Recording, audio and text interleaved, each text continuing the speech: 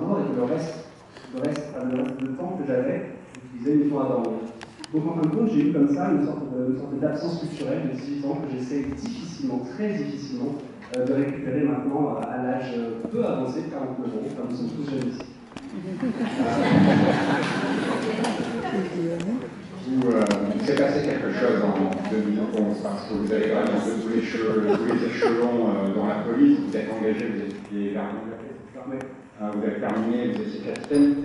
Et en 2011, je crois, il se passe quelque chose. Il y a un point pivot, un point de bascule, c'est quand vous décidez de participer à un concours de nouvelles pour auféminin.com. C'est ça. Alors auféminin.com parce que je vais sur les sites de jeux déjà. Et en fait, je reçois un mail avec marqué concours de nouvelles, voulez-vous participer? Moi, dans ma tête, j'ai répondu 5 sur Randa français. Donc, j'ai effacé ce mail. Et le lendemain matin, sur les 4-5 heures, j'ai été réveillé par un appel de ma permanence qui m'indiquait qu'on avait un triple homicide sur Bobigny. Donc, je me prépare. Et en arrivant sur place, je réalise que j'ai un adjoint qu'on m'a collé. Et cet adjoint veut tout faire, c'est normal, c'est un adjoint. Donc je laisse faire et je regarde sur mon portable s'il y a des nouvelles choses qui arrivent. Alors ne me prenez pas pour un monstre, oui, sur une scène de crime, je regarde mon portable. Tout simplement parce que cette scène de crime, c'est le drame d'une famille, le drame de toute une vie. Pour moi, c'est le premier drame de la semaine. Donc si on veut réussir à avoir la tête sur les épaules, on va devenir fou quand on est policier, gendarme, urgentiste, chirurgien, tout ce genre de métier militaire. Eh bien, il faut réussir à faire 3 pas en arrière, ne pas être un monstre, mais réussir à se détacher de ce pouvoir. Donc je regarde mon portable et je vois encore ce mail qui apparaît, je vais participer à un concours de nouvelles, mais je le passe immédiatement. Cette enquête va nous amener jusqu'à très tard dans la nuit, à 2-3 heures du matin, je rentre chez moi. Je regarde à nouveau si j'ai reçu des mails. Je vis loin de mes parents, donc c'est de ma famille et des gens que j'aime, donc c'est quelque chose que je fais très régulièrement dans la journée, est-ce que j'ai des nouvelles? Et je vois que va apparaître pour la 3e fois cette proposition, voulez-vous participer à un concours de nouvelles? Et c'était plus le titre, voulez-vous participer à un concours de nouvelles? Il était clairement écrit sur mon ordinateur, est-ce que tu veux changer de vie? Est-ce que tu veux pas regarder ailleurs? Je me suis dit, pourquoi pas? Et donc il est 3 heures du matin, au lieu d'aller me coucher, je prends mon clavier d'ordinateur et j'écris une nouvelle de 3 pages que j'écris avec les 2 doigts comme un bon policier.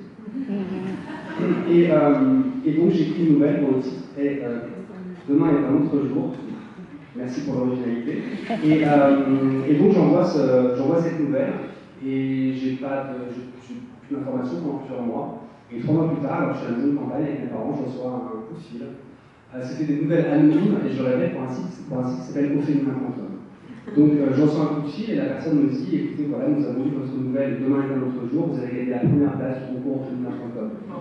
Et moi je réponds que je suis étonné, que je suis surpris, je suis très très content avec la voix que j'ai là, qui est une voix grave, que celle à laquelle il s'attendait, que celle à laquelle elle s'attendait. Et donc la personne me dit mais vous êtes un homme? Oui. Elle me dit je vous rappelle dans 1 minute. D'accord. Une demi-heure plus tard, je reçois un coup de fil. Oui, bonjour, c'est toujours auféminin.com. Et comme nous vous l'avons dit tout à l'heure, vous avez donc gagné la 3e place. Et donc ils me disent voilà, la remise du prix est à Paris. Moi je suis dans l'Aveyron, donc autant vous dire que j'ai aucune envie de retourner à Paris. Donc je leur dis que malheureusement je ne pourrais pas y venir. Ils me disent que je vais gagner un très joli stylo, mon point en livre, et qu'il y aura du champagne. J'ai pris un billet de train. Et j'ai rencontré là-bas les membres du jury. Et parmi les membres du jury, il y avait des gens des maisons d'édition, dont certains m'ont dit si on vous a pris, si on a pensé que vous étiez un auteur femme, parce que justement, féminin.com, si on a pensé que vous étiez un auteur femme, c'est que votre écriture est féminine. Alors, on disait ça à l'époque. Moi, je pense qu'il n'existe pas d'écriture féminine ou masculine. Donc, on va dire l'écriture sensible. Et donc, les personnes me disent si tu réussis à nous raconter ton quotidien, un peu testostérone, un peu vitaminé, de fil sur le 93, avec la sensibilité qu'il y a dans cette nouvelle, alors peut-être qu'on aurait un roman policier peut-être un peu différent des autres. J'ai absolument rien inventé.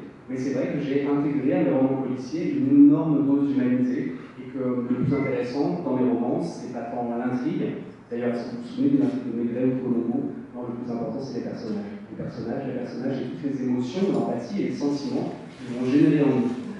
Et donc c'est comme ça que j'ai fait mon premier roman, Coq à Foin. Alors, cet éditeur-là, c'était Lafon. Toujours. Et Dites-nous en plus, qu'est-ce qui se passe à ce moment-là quand vous repartez chez vous avec des rêves, j'imagine déjà d'être écrivain ou peut-être de fomenter une histoire? Comment se fait le travail à ce moment-là et quel accompagnement il y a? Alors au début, j'ai commencé à écrire en me laissant un peu séduire par les sirènes de ce que je lisais déjà ou de ce qui m'arrivait de croiser. Et donc j'écris évidemment l'histoire d'un serial killer avec des filles qui le poursuivent, il s'habille en clown, il y a des poursuites en moto sur le périph', enfin bon voilà.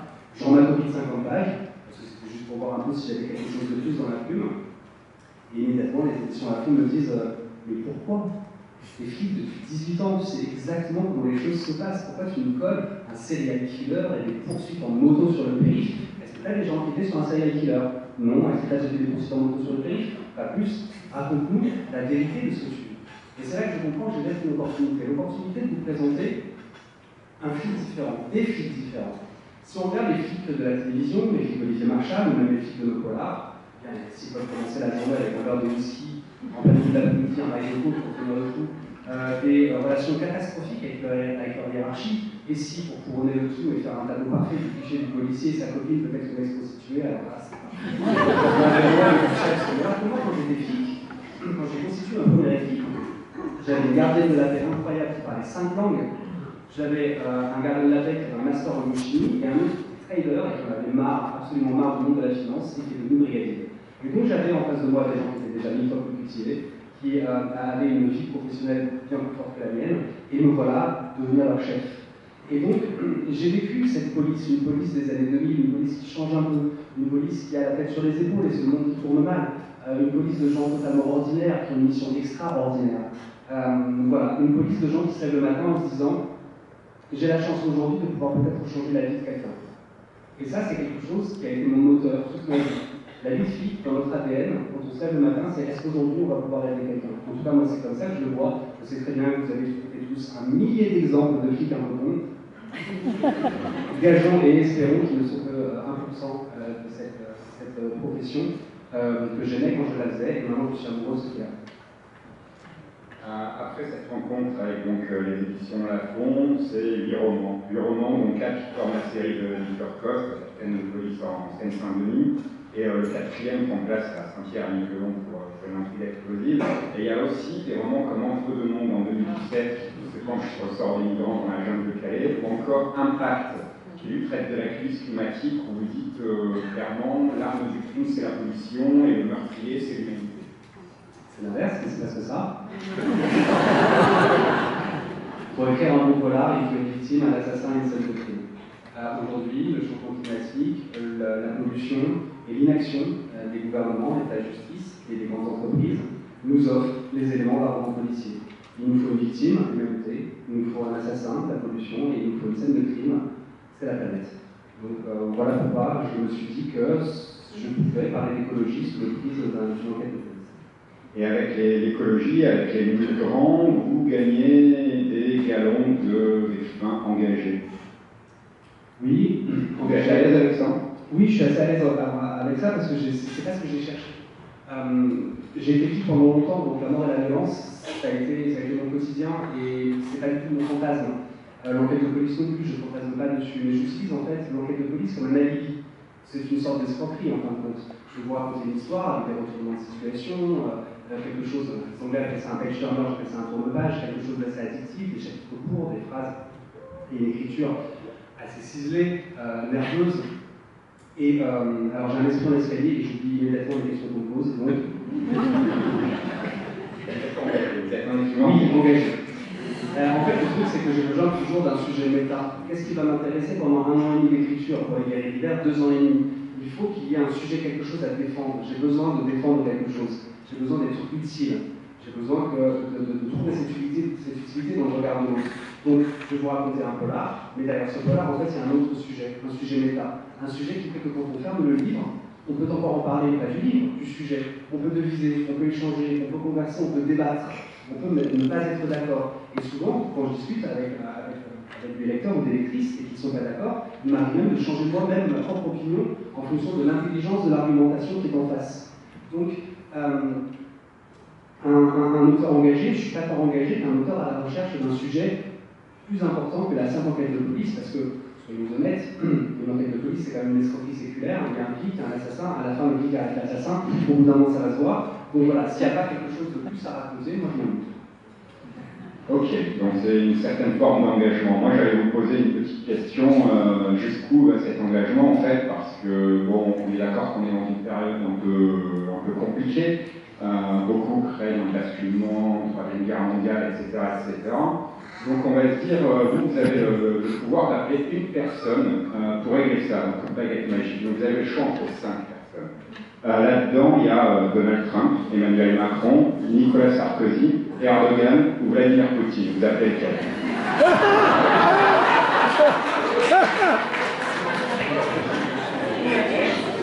Alors, on va en enlever quelques-uns déjà. Il y en a un qui ne peut pas être utile à grand monde, puisqu'il a 7 années de prison sur sa tête et un bracelet électronique. Je pense que d'abord, il va s'occuper de lui avant de s'occuper du reste du monde, et Sarkozy. On peut probablement enlever Trump, parce que je pense que pour une bonne conversation, il faut des cerveaux qui vont avec.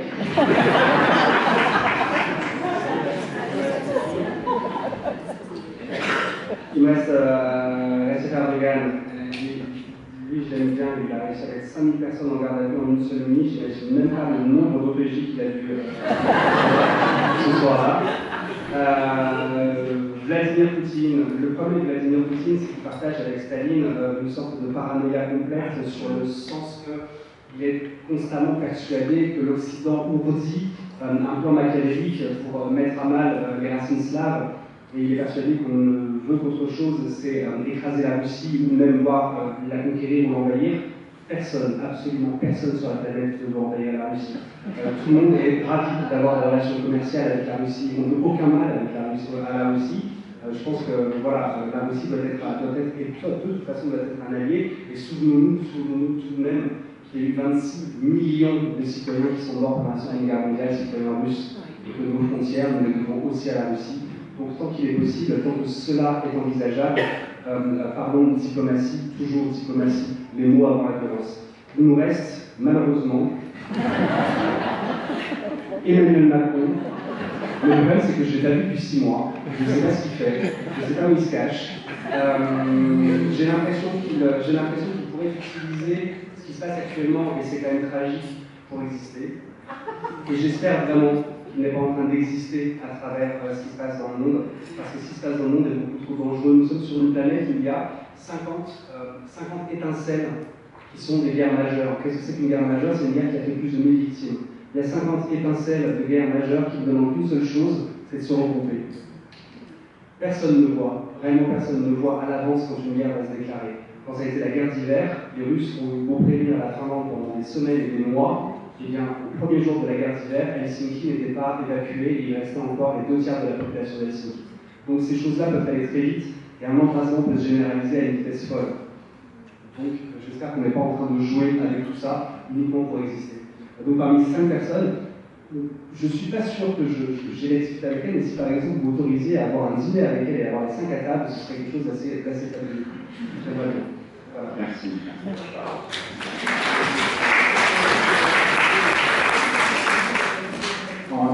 Juste avant qu'on arrive au dernier d'hiver, je pense qu'il est important de parler de la bascule qui s'est faite avec Dans les brumes de Capellan. Est-ce que vous pouvez pitcher ce roman et nous parler du méta de Dans les brumes de Capellan? Oui, Dans les brumes de Capellan, on ne va pas parler des 3 qui le précèdent, on va le prendre comme un livre unique. Dans les brumes de Capellan, c'est l'histoire d'un homme qui vit dans une villa qui est juste au bord d'une falaise, que j'appelle la villa suicidaire, elle est au bord de cette falaise.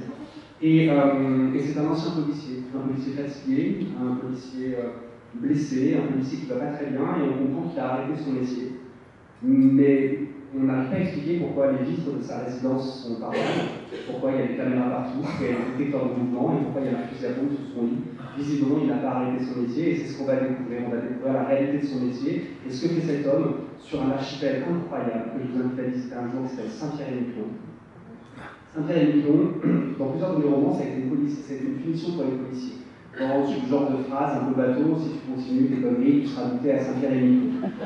Donc j'ai écrit une fois, j'ai écrit 2 fois, et quand j'ai écrit Dans les brumes de Capellan, qui se passe à Saint-Pierre-et-Miquelon, évidemment j'ai pris mon sac à dos que je fais à chaque fois, et je suis allé vivre sur place, pendant 4 mois pour aller vivre ce moment-là. C'est quoi ce moment? Il existe une masse nuageuse qui arrive sur l'île de Saint-Pierre et qui la recouvre pendant 3 semaines tous les ans. Ce qui est incroyable, c'est que cette masse nuageuse fait exactement la taille de l'île, comme si elle avait été créée uniquement pour pouvoir cacher cette île 3 semaines par an, à savoir mais qu'est-ce qui se passe pendant ces 3 semaines, est-ce qu'il y a un mystère? Donc j'ai décidé de créer ce mystère, et donc j'ai pris mon sac à dos et je suis allé à Saint-Pierre-et-Miquelon, et j'ai évidemment été accueilli par une horde de policiers, de douaniers et de Saint-Pierre, qui m'ont dit c'est une punition, apparemment Saint-Pierre-et-Miquelon.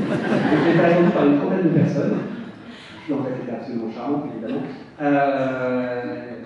À nouveau, le sujet méta, c'est dans les groupes de Kaplan, ça va être la seconde chance. Tous les gens qui vont participer à cette enquête, tous les gens que mon policier va rencontrer, sont des gens à qui on offre une seconde chance. Certains vont la prendre, certains et certaines vont la prendre, d'autres vont la laisser passer. C'est un roman sur les secondes chances. Les secondes chances, c'est quelque chose qu'on croit beaucoup. J'étais fric en 93 et je me retrouve aujourd'hui avec Aix-en-Provence pour parler de littérature. Comme seconde chance, je ne peux pas mieux faire. Oui, et donc là-dessus, après ça, dans les brumes des Capellans, qui a quand même un très joli succès à la fois commercial et critique, parce que vous faites France Inter, vous faites Le Monde, vous faites Libé, etc. Et là-dessus, vous appelez Elsa Lafont. Alors là, moi, je me suis fait toute une scène surréaliste dans ma tête. C'est bonjour Elsa, j'ai envie de raconter la guerre russo-finlandaise de 39-40. Pardon, je veux dire la Seconde Guerre mondiale? Non, la guerre finlandaise de 39-40. Mais il y a un tueur en série au monde là-dedans? Non, je t'assure que non. Comment ça s'est passé, ce moment-là? Alors ça se passe assez simplement parce que c'est quelque chose, c'est une relation que j'ai, une relation de loyauté et d'amitié, c'est difficile à dire, mais c'est une relation très forte. J'écris l'épisode 1, 2 et 3 de mon Capitaine de police et mon éditeur se dit chouette, j'ai ma Fred Vargas, j'ai une Simoneau, pardon, je ne suis pas en train du tout de faire un rapport avec moi, mais il se dit j'ai quelqu'un qui va pouvoir m'écrire 20 épisodes de son même flic et on va pouvoir avoir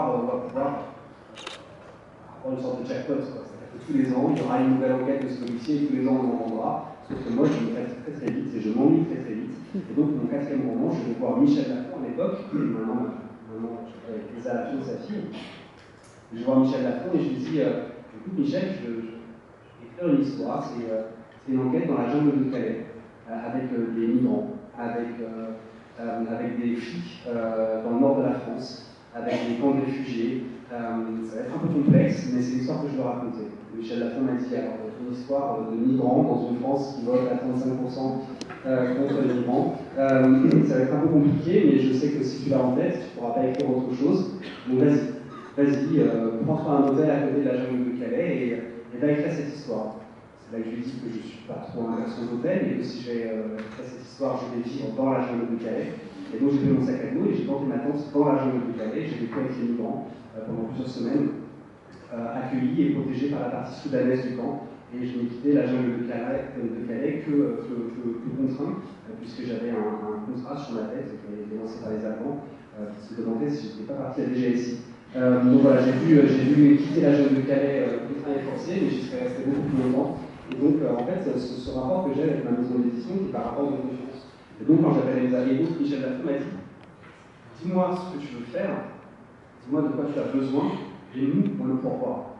Et quand j'ai dit à Elsa Lafont que j'allais écrire cette histoire un peu opaque, un peu oubliée, d'une guerre entre la Grande Russie et l'infinitesimal Finlande, ça l'a amusée, et elle m'a dit vas-y, dis-moi de quoi tu as besoin, et on y pourvoira. Et donc je me suis retrouvé, il m'est arrivé de me retrouver dans les forêts de Laponie par moins 51 degrés, avec Elsa Lafont qui me regardait sur son GPS en disant alors le Airbnb, je ne le vois pas dans la forêt. Normalement il y est. Et donc c'est elle qui me guidait, en me disant si tu sors de la forêt et que je vais à droite, il y a une falaise. Donc c'était assez sympa, en tout cas elle m'a suivi, elle m'a accompagné, et c'est peut-être ça aussi qui fait que je me sens capable de tout. C'est aussi parce que j'ai une maison d'édition qui m'accompagne et qui me dit que je suis capable de tout. Compris d'aller dans la littérature. Et ça, c'est un gros sujet, parce que